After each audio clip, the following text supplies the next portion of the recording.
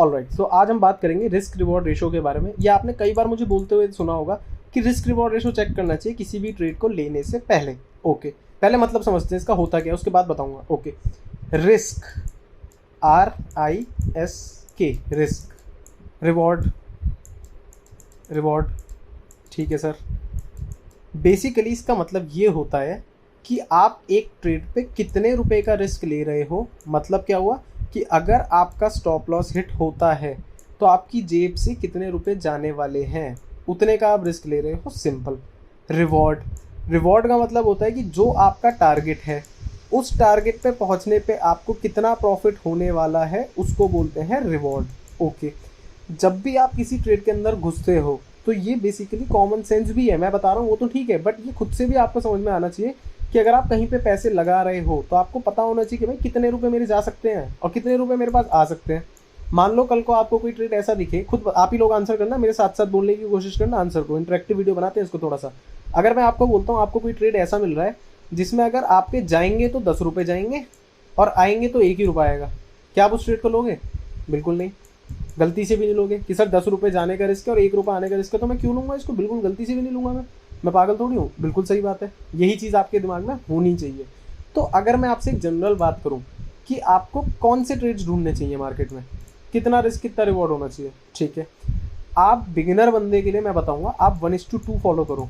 1:2 मतलब क्या? अगर किसी भी पर्टिकुलर सेटअप का आपका स्टॉप लॉस आ रहा है 10 पॉइंट का तो टारगेट 20 पॉइंट दूर होना चाहिए। 15 पॉइंट का अगर स्टॉप लॉस आ रहा है तो 30 पॉइंट का टारगेट होना चाहिए। ये होता है 1:2 risk reward ratio, number 1। Number 2, ये आपके हिसाब से डिसाइड नहीं हो सकता कि आपको इसमें 1:2 मिलेगा या नहीं मिलेगा। वो मार्केट सेटअप पे डिपेंड करता है, मार्केट के कि कौन सा सेटअप बनाया और उसमें क्या रिस्क रिवॉर्ड रेशो बन रहा है। ऐसा नहीं होता, कुछ स्टूडेंट बोलते हैं सर ये सेटअप बना था मैंने ले लिया, मैंने कहा तो टारगेट पे एग्जिट क्यों नहीं करा? क्योंकि सर 1:2 नहीं हुआ था। अरे भाई सेटअप के हिसाब से तो 1:2 मिलेगा, अगर वो बना भी है या नहीं बना। मान लो कोई सेटअप ही इतना बेकार बना है कि उसका रिस्क रिवॉर्ड रेशो ही 1:1.5 है, तो उसमें आप 1:2 के लिए बैठ रहे हो अगर, तो वो तो आप प्रॉपर किस्मत के भरोसे चले गए हो, क्योंकि सेटअप तो अपना टारगेट पूरा कर चुका 1:1.5 पे। समझ रहे हो बातों को मेरी? तो यही चीज़ आपको नहीं करनी होती, किस्मत के भरोसे कभी नहीं। अगर सेटअप में कम से कम 1:2 दिख रहा है तो आप उस सेटअप को लो बिगिनिंग स्टेज में, नहीं तो मत लो। ठीक है, आगे बात करते हैं। क्या सर 1:1.5 का हमें ट्रेड कभी नहीं लेना चाहिए? ये क्वेश्चन आता है आपके मन में, है ना? तो इसका आंसर है ऐसा बिल्कुल नहीं है। अगर कोई आपसे ये कह रहा है कि 1:1.5 लेना ही नहीं है कभी, तो वो गलत कह रहा है। मैं आपको बताता हूँ कैसे। जब कभी कोई सेटअप कम रिस्क रिवॉर्ड रेशो के साथ बनता है ना, तो ऐसा बहुत बार होता है कि उस सेटअप के विन रेट बढ़ जाते हैं, मतलब उसके सक्सेस होने के चांसेस बढ़ जाते हैं। ठीक है, ऐसा बहुत बार होगा। जैसे फॉर एग्जांपल सबसे सिंपल सेटअप इस चैनल पे आपको सबसे ज़्यादा बिगिनर बंदे को मैं सजेस्ट क्या करता हूँ, कप एंड हैंडल।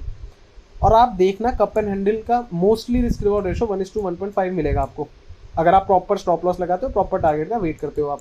ठीक है, तो इसका मतलब ये नहीं कि सेटअप बेकार है, ना, ये सेटअप का विन रेट और बढ़ जाता है, डिपेंड करता है और एक्सटर्नल फैक्टर्स पे।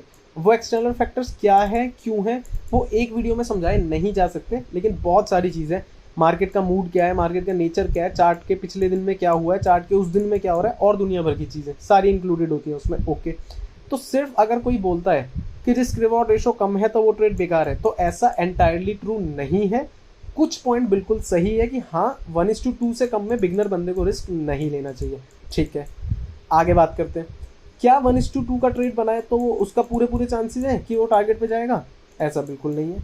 ऐसा भी तो हो सकता है आप एक एक करके 2 बार लॉस कर लो और फिर तीसरी बार में 2 ले भी आओ तो फायदा क्या, 0 पे तो आ गए आप, बल्कि ब्रोकरेज आपकी जेब से और चला जाएगा, लॉस। समझ रहे हो बात को?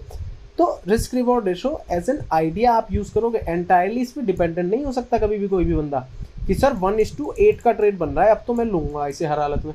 ऐसे नहीं होता, सिर्फ इसके बेसिस पे ट्रेड नहीं लिया जाता। हाँ ये बहुत इंपॉर्टेंट है, लेकिन ये इतना नहीं है कि सिर्फ इसी के भरोसे बस देख लिया अरे सर 1:10 ले लेता हूँ, घुस जाता हूँ, हर बार इसी में घुस रहा हूँ। नहीं, आपको हमेशा जब भी रिस्क लेना है तो आपको सबसे पहले जो चेक करना है वो चेक करना है कि क्या जो सेटअप बना है वो वैल्यू फॉर मनी है या नहीं, वो वैल्यू आपको दे भी रहा है या नहीं। ठीक है, पहली चीज़। दूसरी चीज़ फिर देखो, बिगिनर बंदे के लिए बता रहा हूँ कि उसका रिस्क रिवॉर्ड रेशो 1:1.5 से तो ज़्यादा होना ही चाहिए। इससे कम वाला तो मैं बिल्कुल 0, मैं 100% मैं भी मना करता हूँ कि गलती से भी मत लेना।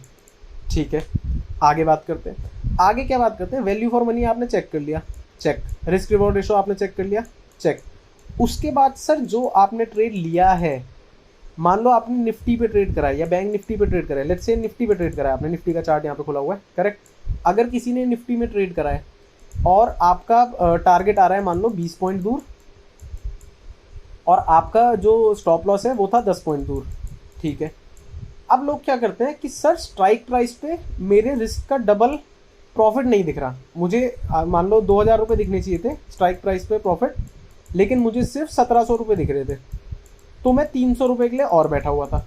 अगेन वही चीज़ जो अभी मैंने इस वीडियो के स्टार्टिंग में कवर करा कि अब आप यहाँ पे किस्मत भरोसे बैठ रहे हो, क्योंकि अगर निफ्टी टारगेट पे पहुँच चुका है तो आपका सेटअप इज़ ऑलरेडी कंप्लीट।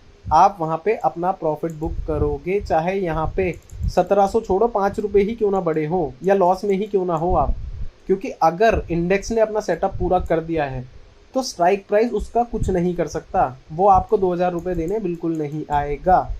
तो सर इस चीज़ का क्या सॉल्यूशन बनता है कि हम यही चाहते हैं कि भाई मुझे पूरा पूरा मेरा प्रॉफिट भी मिलना चाहिए जो मैं एक्सपेक्ट कर रहा हूँ एक सेटअप से। तो आप उस केस में क्या कर सकते हो, आप इन द मनी का लॉट ले सकते हो।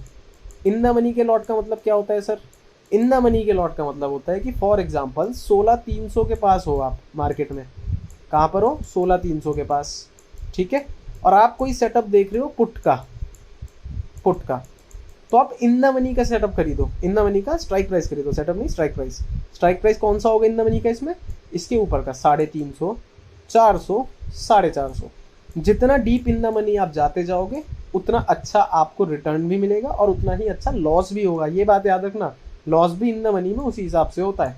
दूसरी चीज़, अगर कोई एट द मनी बाय करता है तो एट द मनी में प्रॉफिट भी कम होता है और लॉस भी कम होता है। एट द मनी का मतलब क्या होता है सर, जो प्राइस चल रहा है उसी प्राइस के स्ट्राइक प्राइस को बाय करने को बोलते हैं एट द मनी। तीसरी चीज़ आती है out of the money, OTM. OTM लेना मैं कभी सजेस्ट ही नहीं करता क्योंकि मैं इसको खुद नहीं यूज़ करता, इसका कोई फ़ायदा नहीं है मेरी नज़रों में, अनटिल एंड अनलेस आप बड़े मूव कैप्चर करना जानते हो।